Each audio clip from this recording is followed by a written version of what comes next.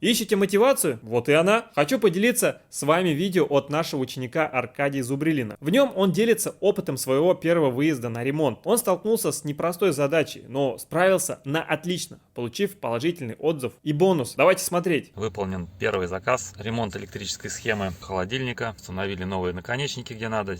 Заземление подключили, заизолировали. Все работает, клиент доволен, я доволен. Выполнил за недорого, но получил хороший отзыв на платформу и бонус от платформы 210 рублей на дальнейшее продвижение. Первая заявка – это всегда волнительно, но поддержка нашей команды помогает справляться с любыми задачами. Если вы тоже хотите начать свой путь в ремонте техники, пишите в комментарии или личные сообщения, и мы подскажем, с чего начать.